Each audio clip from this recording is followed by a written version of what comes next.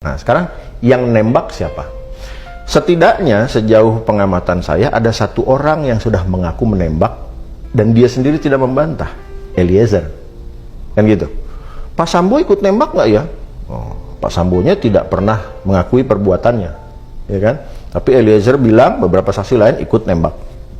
Nah, maka kan gini, kalau kita bicara hukum, pembunuhan sudah pasti ada ini 338. Direncanakan atau tidak? Kan gitu. Apa sih berencana itu? Yang paling sederhana, teori mengenai perencanaan itu kan bilang begini, bahwa yang dimaksud dengan rencana adalah gitu, ada waktu bagi pelaku untuk berpikir dengan tenang, membayangkan, mempersiapkan hal-hal yang perlu dilakukan supaya tujuan jahatnya tercapai alias sempurna. Ada waktu berpikir dengan tenang, ya. Seberapa panjang waktunya? Hukum tidak mengatur panjang pendeknya, ya, tapi ada waktu untuk berpikir dengan tenang sekejap saja. Yang sekejap itu harusnya dia lapor, dia tidak lapor, malah mengeksekusi sendiri. Itu sudah perencanaan. Beda dengan pembunuhan biasa di 338 yang sifatnya spontan, gitu kan? Begitu dicolek, tusuk, itu spontan, gitu kan? Walaupun orang akan mempertanyakan, kok nenteng-nenteng pisau sehari-hari, kan begitu, ya. Tapi kan unsur berencana itu selain bahwa dia sudah menduga perbuatannya, dia sudah membayangkan, ya, ada waktu berpikir. Kan harusnya begini, begitu dengar istrinya misalnya benar dilecehkan, saya mesti ngapain ya? Kan gitu, lapor polisi deh, ya. Oh tapi buktinya sulit, nanti nama baik istri, nama baik saya makin tercemarkan.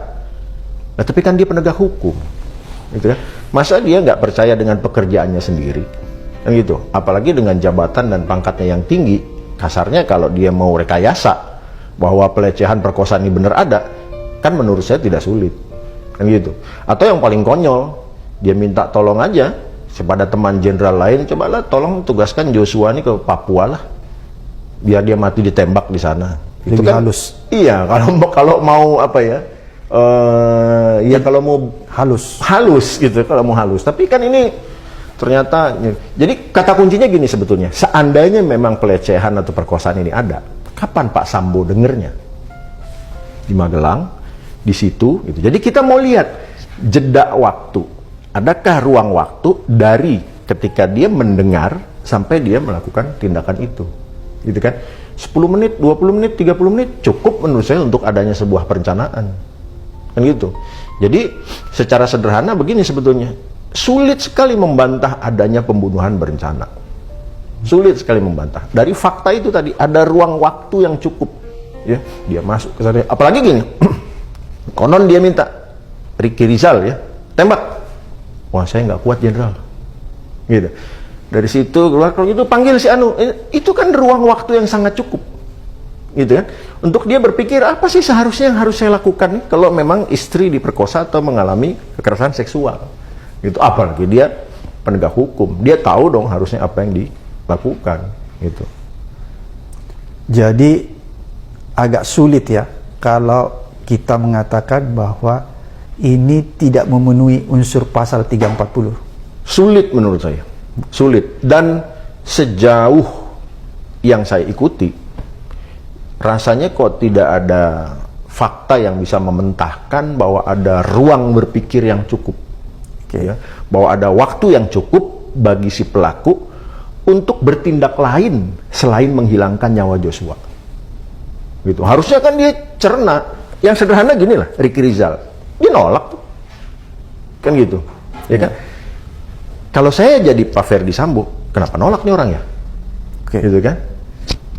Dia perintahkan Eliezer nembak, mau itu kan berarti dia memang dia menghendaki nih orang mati nih, gitu. Walaupun ada perdebatan, kasih pelajaran, gitu, hajar tapi nyodorin pistol, tapi bicara mengenai pistol, gitu, ya kan? Jadi ini maksud hajarnya apa? Sehingga ginilah, kita tidak perlu terjebak ya pada katakanlah pembicaraan mengenai makna hajar itu apa sih, gitu ya.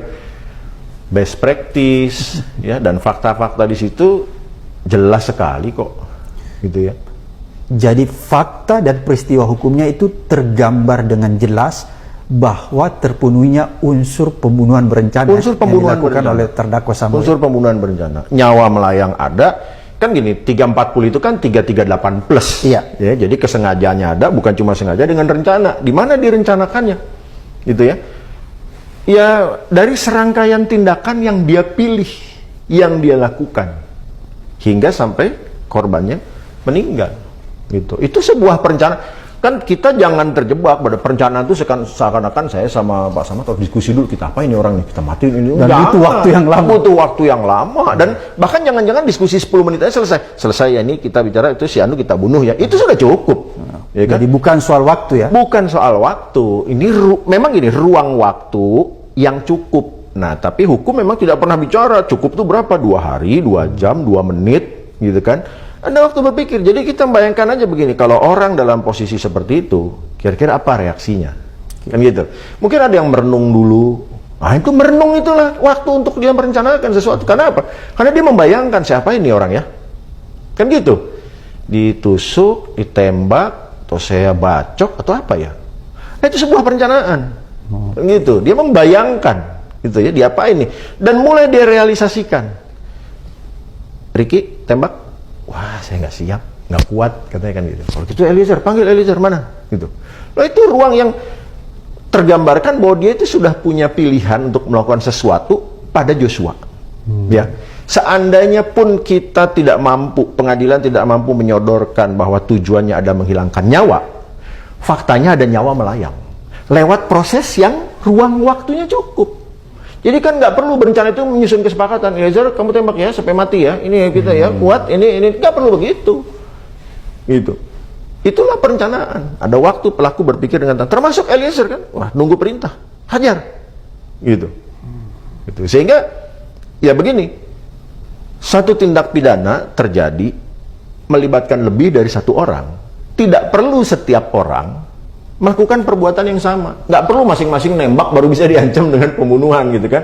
Bisa aja yang nembak cuma satu, yang lain terlibat, yang lain bersepakat. Kan gitu.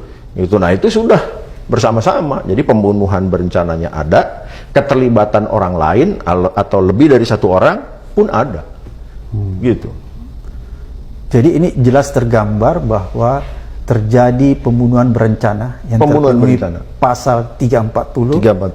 Yang dilakukan oleh Sambo terhadap korban Yosua. Itu ya, tergambar begitu. Tergambar menurut saya. Jadi tidak dapat lagi dia mengelak ya dari. Tidak dapat. Sulit sekali menurut saya. Jadi ya saya kan coba membayangkan seandainya saya jadi pengacara, apa ya poin pembelaan saya? Nggak nemu saya.